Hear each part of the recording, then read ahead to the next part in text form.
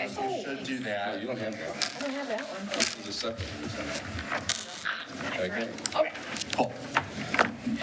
Okay. Yeah, and hopefully it'll answer some of the questions from the other stuff we had. I might. Okay. So if you go to, some of you have a 1 to a page, and some of you have a 2 to a page. If you go to the third slide, which is our 11-year history of our property taxes and assessment. And I will be sure to go over this again at the public hearing when the actual budget adoption comes before you. As you guys know, this is one of the few public hearings that you're required to have every year, is a public hearing specifically on the proposed tax levy, right? So we typically do that in March when you're approving the budget, even though you're not approving the levy until September. We could do it the other way, but it's just easier to do it at the same time as the budget. So I try every year to make sure I do this 11-year look back of what's been going on with all of our various tax levies, right? So we have our street lighting millage, our charter operating, the police and fire operating, the Act 345 for the pension, the SAD, solid waste management is still in here because that's within the last 11 years, and then senior transport. I am projecting that we are going to get hit with another heavily rollback for this year, and just based on the numbers that I'm hearing. So for the purposes of calculating out the millages, I assumed a 1% rollback because it seems to be in line with what we have been getting in recent years. A 1% rollback for us will cost us about $66,000. That's the price of that on our operating millages. Hadley, over time, at this point, has cost us about $1.5 million. So that's the impact that we've had from those Hadley rollbacks over time. I talk every year about the fact that if we had the ability to reset our millages back to what were initially allowed, we would be able to significantly reduce some of the special operating millages that are out there. But that right now is not really, we don't have control over that. That would take state action. Yeah. The main one, there's two in here that I want to talk about in particular. One, of course, is the SAD. I am projecting for the purposes of this budget a slight increase to the SAD of 0.15 mils. So that would move it to 7.6 from 7.45. So we are still significantly away from our all-time high of 8.15. And this is really because for the first time in several years, we are budgeting for complete and 100% full staffing in our police and fire departments. The last several years, we've kind of been budgeting vacancies at part-time, but both chiefs have made a lot of progress, and it seemed to make the most sense to budget fully. So if we budgeted fully, and if they were all here on April 1st, and all of the other projections came into line, I would project that we would need to increase it by 0.15. Now, last year, I came to you and said we might need to increase it by 0.25, and we ended up only having to do 0.1. So we're a long ways from September when we have to do this. I'm just saying, based on the information I have right now, that's my current projection on the SAD. The other one that I want to specifically talk about that is becoming really problematic is senior transport. So the senior transport levy was last renewed in 2010 for 20 years, and it was renewed for at 1/8 of a mil. But due to the Hadley rollbacks, it's come down to less than 1/10 of a mil. And the dilemma that we're running into here, and as we know, we have a population that is aging, that is not enough to sustain the dial-a-ride program. So the dial-a-ride program is being subsidized now by the general fund. So it may be something that, and this problem is only going to get worse as a result of Hadley, it's not going to get better. I would recommend that if the board were inclined to want to seek a renewal of this, which you're going to have to make some decision on that one way or the other within the next couple of years, because it does expire in 2031, that I would probably seek $0.5 mil, and I think you would be covered, you'd easily be covered for at least the next 20 years of its duration. If that's the direction the board wants to go in, that's a decision you're going to have to make relatively soon because, as Clerk Sanders can share, like there's deadlines, of course, for when that has to be approved to go on the ballot, and you would probably want that on the August ballot. Question, Yes. is that a fixed millage? Because it looks like it fluctuated quite a bit, oh, well, not quite a bit, over the last 10 years. Is it not something But that all we of just that raise? fluctuation is due to the Headley rollbacks. Okay, So we've been assessing the maximum amount that we're allowed to Okay, that's- under Headley, and it just is not covering costs anymore. okay, all right. That's what I wondered, if we had any wiggle room. Are there any questions about the millages? Okay. I'm gonna skip the next slide, because we'll go over that more when we do the actual, so if you go to 2 slides, which is the slide that's how reliant are we on the SAD? I do this comparison every year, and, you know, we've been very consistent, where it's somewhere in that 30 to 33% range of what we're relying on the SAD for. The one that went up quite a bit here was the Act 345 millage, but that really isn't a function of the Act 345 went up a lot. It's just the proportions kind of changed, and some of that's because we pulled we pulled stuff out of the general fund and into the separate SAD fund. So even though it looks like it went up by a lot, don't be concerned by that. That's just kind of an anomaly with the SAD and the increased capital right now.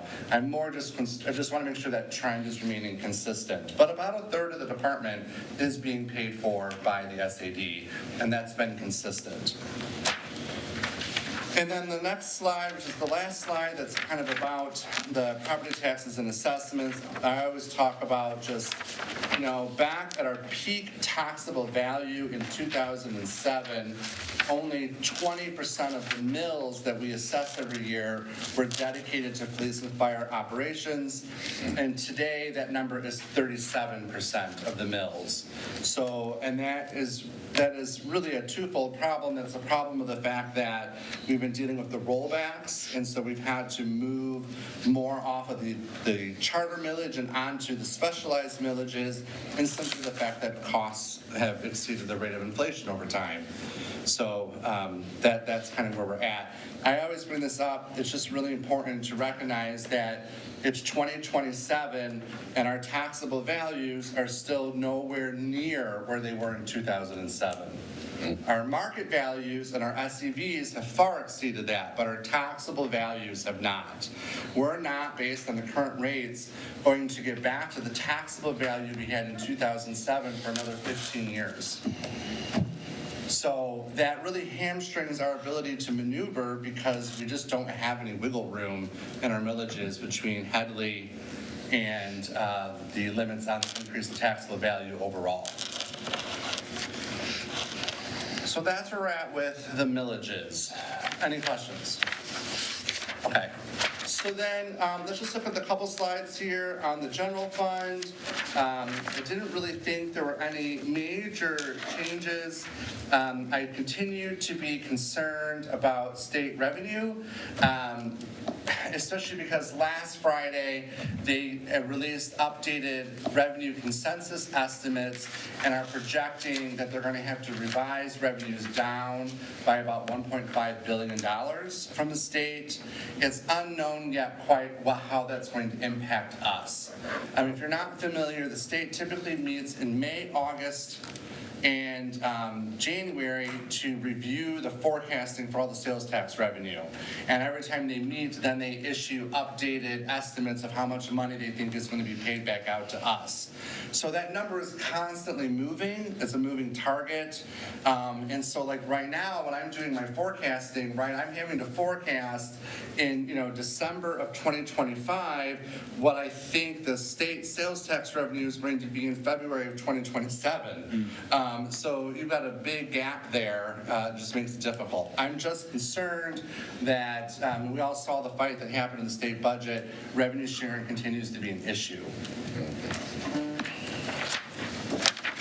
If we go to the next pie chart, which is the general fund expenditures by budget class, Personnel is at 75%, which is, in line. Well, last year we were at 78%. And really the only reason it went down is that there were several capital projects that we thought were going to happen in the year we're wrapping up that are getting pushed into next year. So next year's capital looks really large in comparison to the norm. And so that's why the capital number went from 2% to 4%. But we're still within our overarching capital plans. It's just, we do those in 5-year chunks, and it's just kind of where they're falling within there. Other than that, I didn't have any concerns about how our expenditures were lining up. So if you go to, it would be slide 13, which is the what's changed in the general fund appropriations. So personnel, as I said, is at 75 versus 78, but the split between wages and benefits is at 41%. So for every dollar we pay for salaries and fringes, we're paying 41 cents for the wages, 59 cents for the benefits. That is backwards. It should be the other way around. It is the same proportion for next year as it was for this year, so that's a good thing. And the number has been getting better, but it's still upside down for where it should be. And the reason it's upside down is because we still have large amounts of unfunded pension and OPEB liabilities. So that number is probably going to remain upside down until we're making progress, but we gotta make more progress on those liabilities. The next slide, which is what's changed again in appropriations.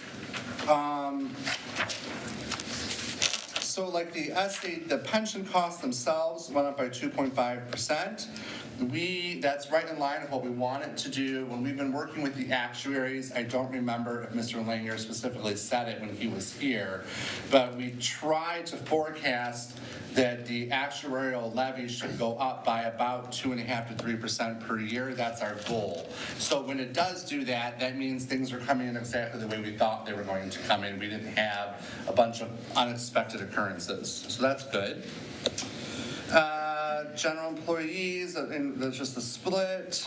78% of those costs are covered by Act 345. Of course, in the highways and streets area, we have that $1 million for the road paving and engineering projects that you approved the IGA for last year. On the next page, on the personnel side, so we did see, of course, we're in an election year, so we need more elections personnel to support Clerk Sanders. I did add to the budget, as we kind of discussed a bit after the audit, a part-time accountant for the accounting department. We've been kind of covering that through John Kuba and some, contractors off and on. But if I can find someone, we really would benefit from having another part-time accountant who's a steady person. Continuing to budget using Raymond in support of an actual assistant HR director. Last year, that saved us about $70,000.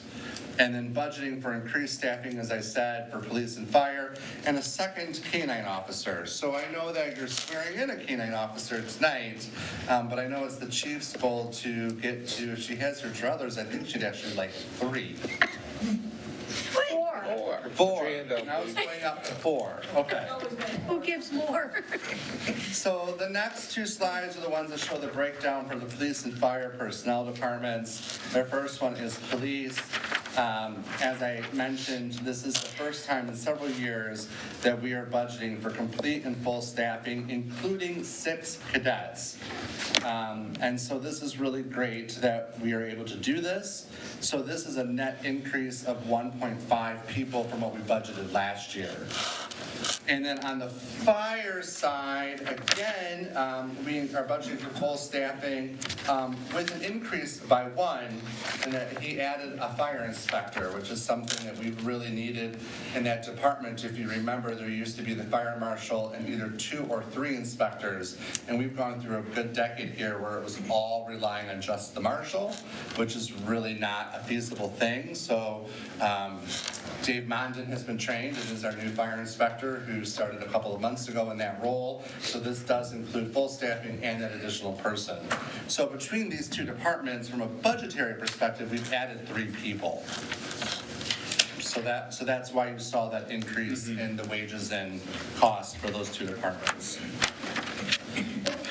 Other than that, I don't know that there was really anything else of particular note in the presentation that I think would be important to cover, other than maybe just to look at the capital outlay that's projected. So that is slides 22 and 23. Kind of got, the first one's got red, blue, and like yellow on it. Yep. So the red, blue, and yellow one is the one that's the capital, what was planned for the year we're in right now that we're finishing up, just to kind of recap. Red being fire, blue being police, and yellow being a different funding source entirely. So in the fire department, he's had to repair the backup engine. We needed a new command vehicle. We took delivery of the new engine. We're in year 1 of the 7-year payment plan on that EMS equipment that was ordered last year. He replaced a bunch of lights in the South Station, and of course our annual debt payment on the North End Station. On the police side, we have all the payments for her vehicles that have moved to the lease program, plus the 5 new vehicles that we typically do a year. We paid for the other half of the dispatch console. We paid 1/2 last year, 1/2 this year. We did a new security system over there. She is still working to replace the jail toilets. Finishing up the first floor command staff refurb and the second floor refurb. There's been a plumbing emergency in the basement over there that was unexpected and had to get added in. And our tasers, if you recall, I think you guys already approved that, we had to do a new program for that. In yellow are a couple items that are all fire station related for this one, but they're all items that were covered with the remains of ARPA, just projects that happened this year. That's why they're in yellow. So that was all the capital projects that happened this year. The next page is the main capital projects that we're looking to do for next year. So we have, as usual, our vehicles, right? We always generally replace 5 a year. We have the first year of that 5-year payment program for all the new car radios, preps, et cetera. And that's really that, it's like 1.4 million in total between police and fire over 5 years. So that's the first year payment there. We need to renovate the locker rooms. We need to replace the 3 emergency sirens that are throughout the township. There's 3 of them and 1 is failing now, or beginning to fail, so that's in here. The yearly payment for the tasers, I don't want to say another, but like the next step in the E911 system upgrade that we can do now that we've replaced the dispatch console. That's the second K9 unit. Oh wow, those last 2 should be in red, not blue. Ha ha! That's right. That's right. She's like, those should be red. Those are some big numbers there. Exactly, right. And then finishing up the South Station renovations for the fire department. The new squad that you ordered a couple of years ago that should be here in April. And just an update on that. If you recall, it's about a 2-year lead time right now on the EMS squads, right? It's a 4-year lead time right now on engines. Wow. So the chief right now has been pricing out because, like in terms of our cycle, like he may be bringing to you in the next few months to approve purchasing an engine that we're not going to receive for 4 years, which is kind of crazy that it's gotten to that point on that. The second year, the EMS equipment, some upgrades to the radio headsets, and then his vehicle is due for replacement. And that's all of that is within our standard cycle of what we've been projecting for capital-wise. It's a lot going on, though. It is. How do you get a chief's vehicle for $13,000? Because it's the lease, Okay. right? So then it'll Alright. just show up in the lease payments. That and makes stuff. sense.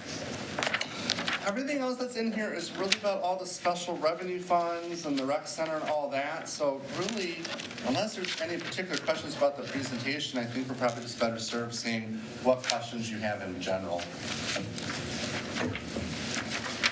Questions from the board? Mr. Chairman, Trustee King. Adam, just one little question. Yeah. Under the general fund revenues past 3 years, Yep. it's other revenue, it's about almost a $2 million increase. On which one? I'm sorry, which line? Other revenue. So,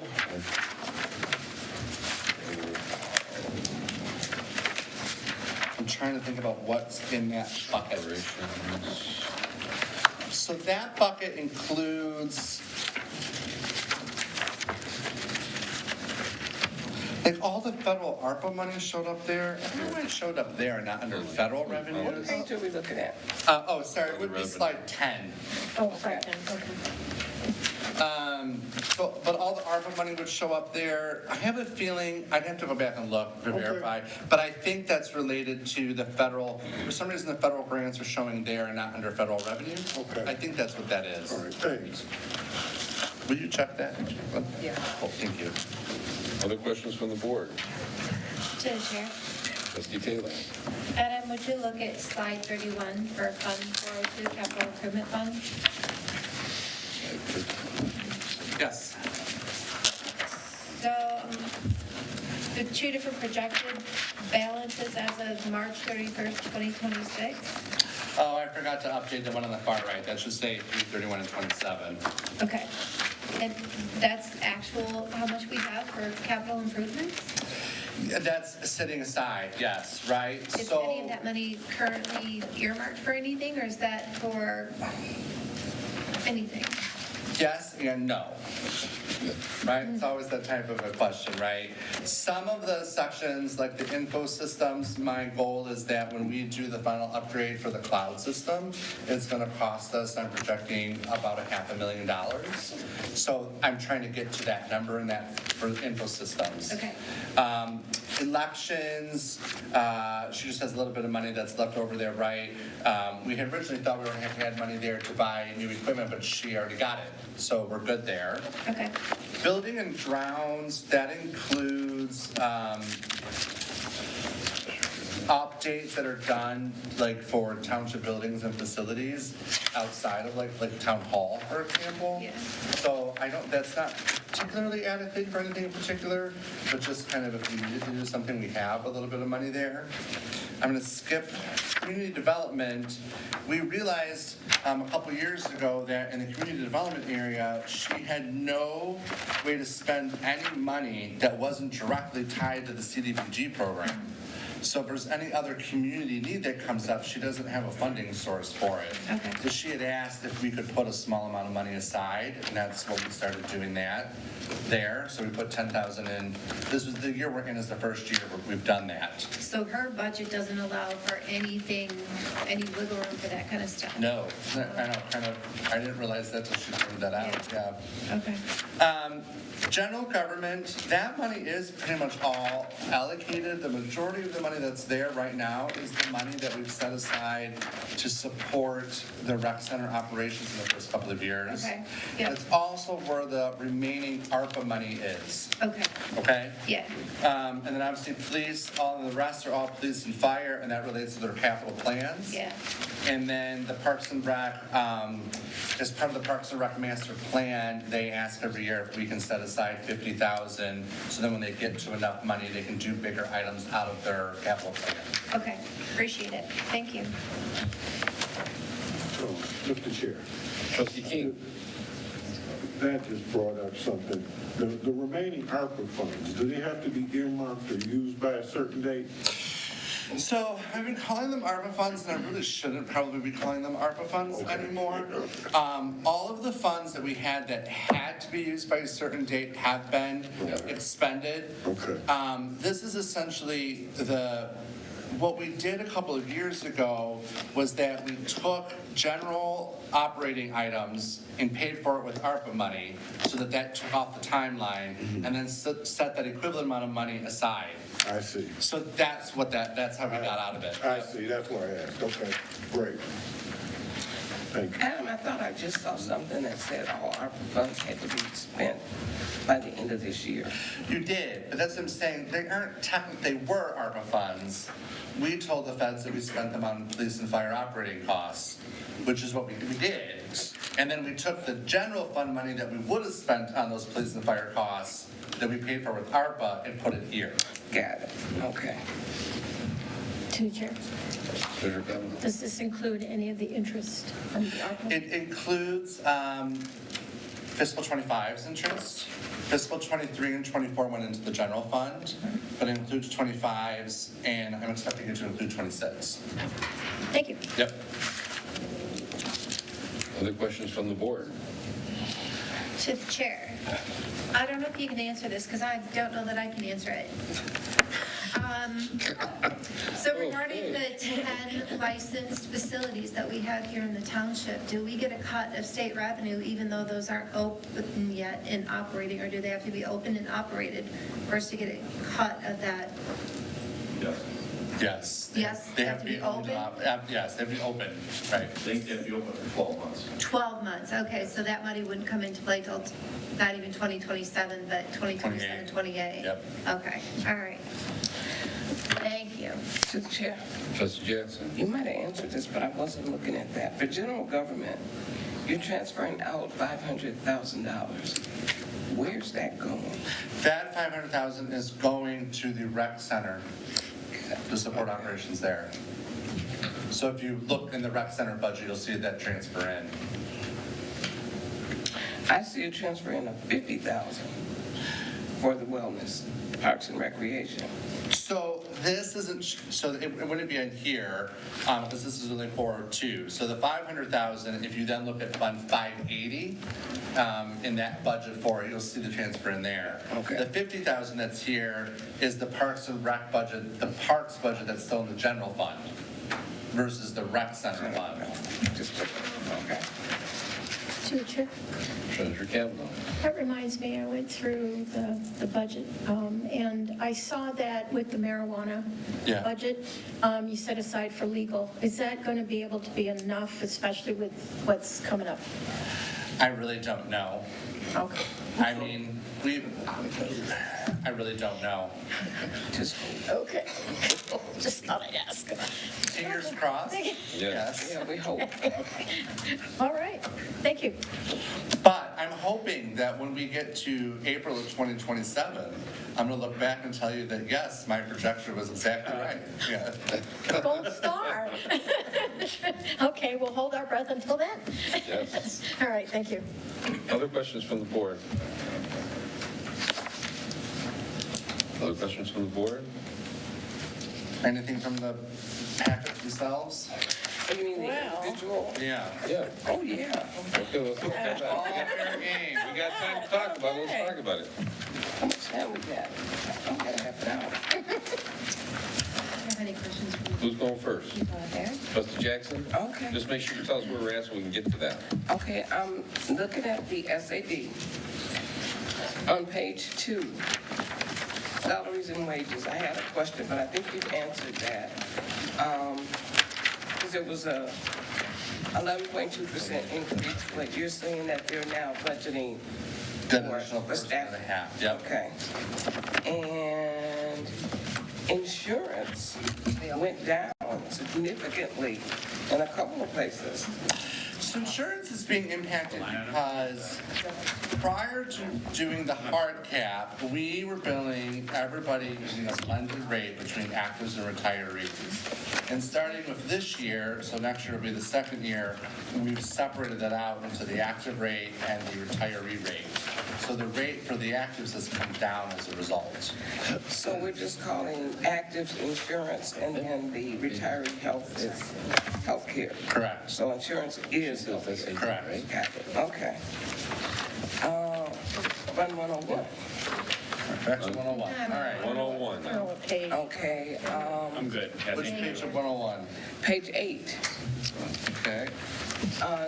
Salaries and wages, again, okay, that's the same thing, that budgeting for full staffing. Yep. Okay, on page 10, the clerk salaries decreased, but elections went up about the same amount. So was this just a transfer from the clerk to elections, or did something else happen there?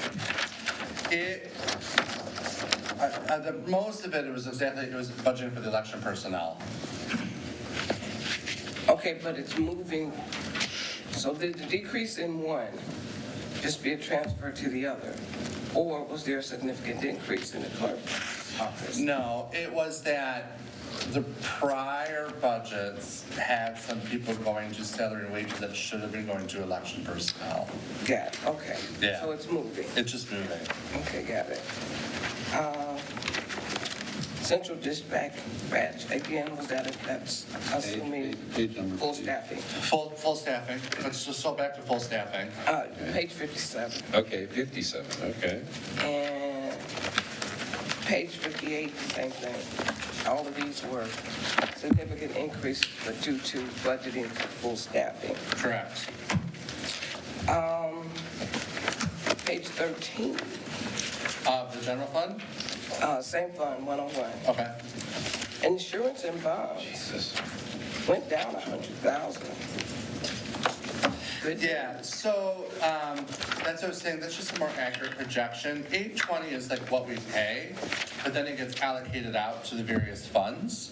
So what ends up staying within the fund is more like 720. So If you what's- look at the 24-25, like the actual is only 691. Okay. So we still actually end up spending 820 just We- in another, Correct. other line item. Okay. Page 17. Software increased 46,120. You gave us a bunch of footnotes that told us what was included in the 181. But that didn't really tell me why there was a $46,000 increase. So the main reason there's the $46,000 increase is that if you look at the last several items in the blue, that I'll say after them, fire, fire, fire, fire, fire. Fire, fire, I know, right? don't yell fire.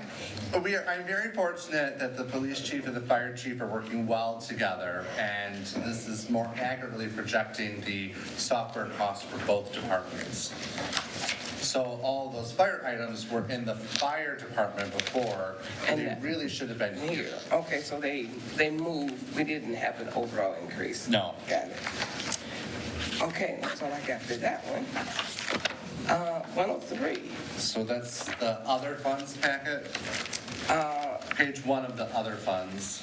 Yeah, Well, she might not be on page 1, but well, yeah, it's I the am first looking one. at All right, page page 1. 1. So page 1 of 40. Right, our fund balance increased significantly. What caused that? So, so this fund, 103 is ordinance enforcement, right, which has a significant fund balance. Over the last several years, we have been trying to pay down the fund balance because it has more fund balance than it really should have in this fund right now. And so, but what's happened the last couple of years is we plan to spend the money, and then we end up collecting more money than we expected to collect, and so then we don't spend the fund balance. So that's a good thing. It is, but except that fund balance needs to come down. Is there any downside to having a high fund balance? Yes. What's the downside? Somebody could argue that did we charge an appropriate amount for the permit? Yeah.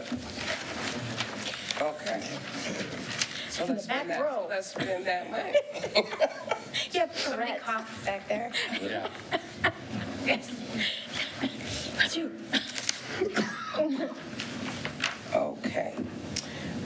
Page 3. Yep. Of 40? So page 3, which is still Fund 103. Okay.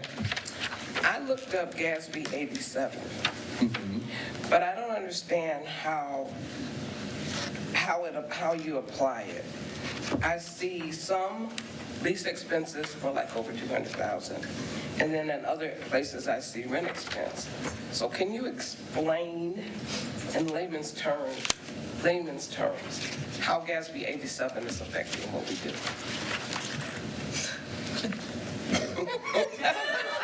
It's the worst. So, yeah, I mean, out of all Gatsby's that have come out, the one that I feel like has given Jacqueline the most Jacqueline. nightmares has been Gatsby 87. The spreadsheet is like a It's nightmare. it's a I nightmare. don't- It would make Mike Dennis cry, I think. So, the Make him cry. Gatsby 80, so Gatsby, as we all know, is the Accounting Standards Board, right? Right. So every couple of years, they put out these new standards.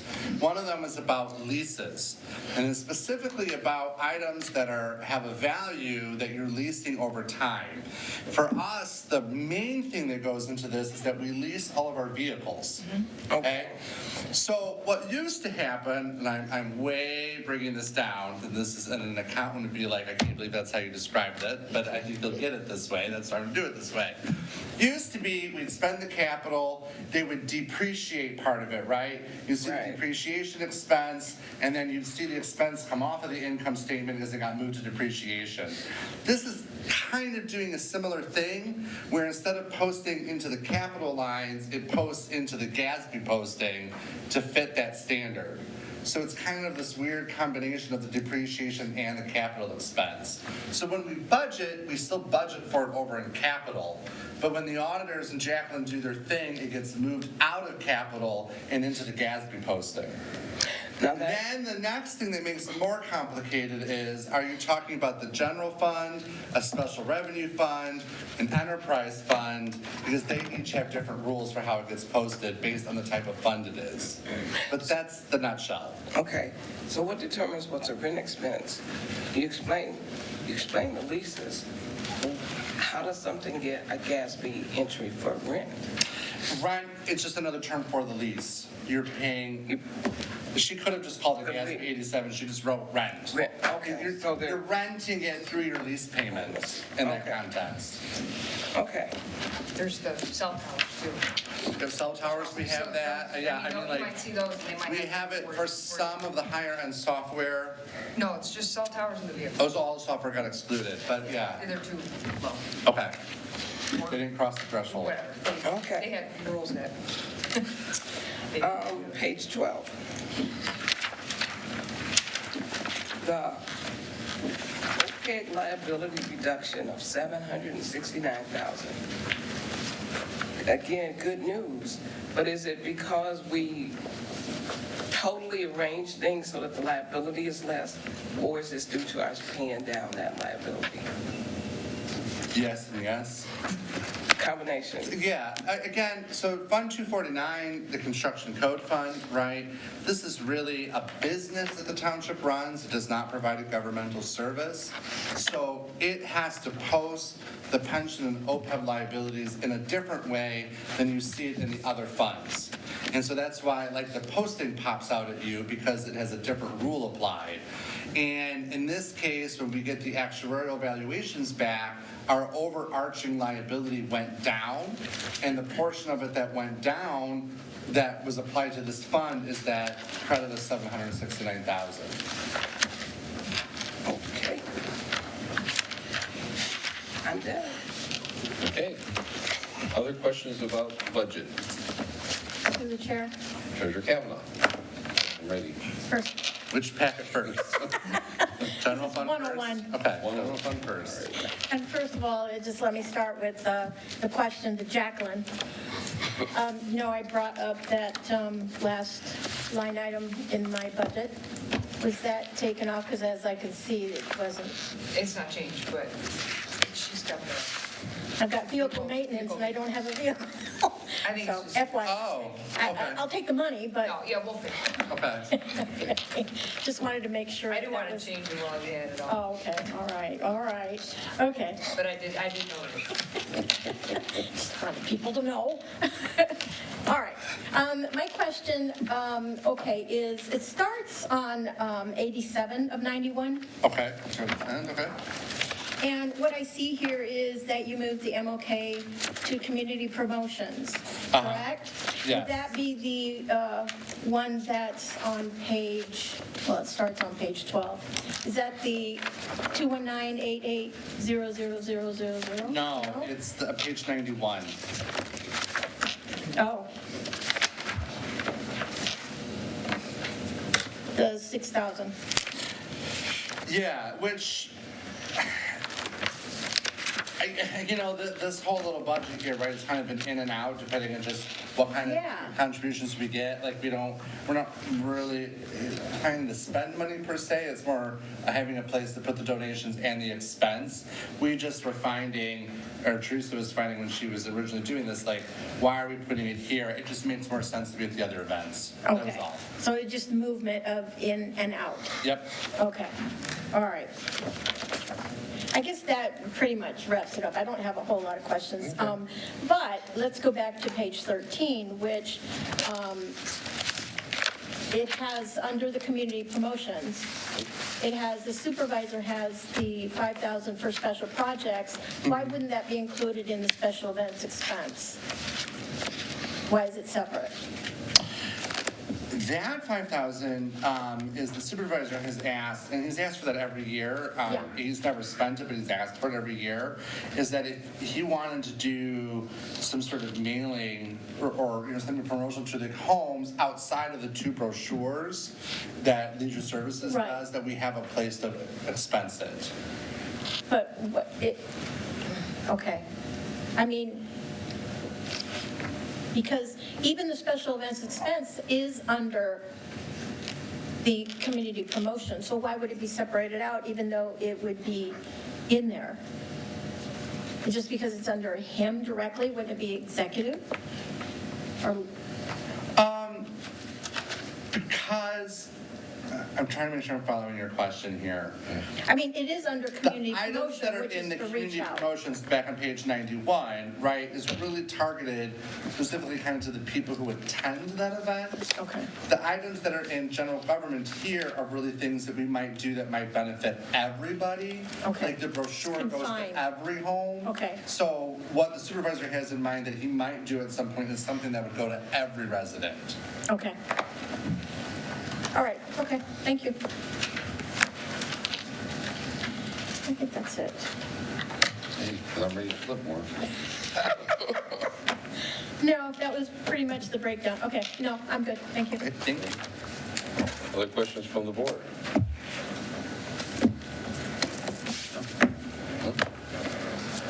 I think that my main question is, does anybody that have any concerns if I begin the process of preparing the budget for actual adoption then at this time?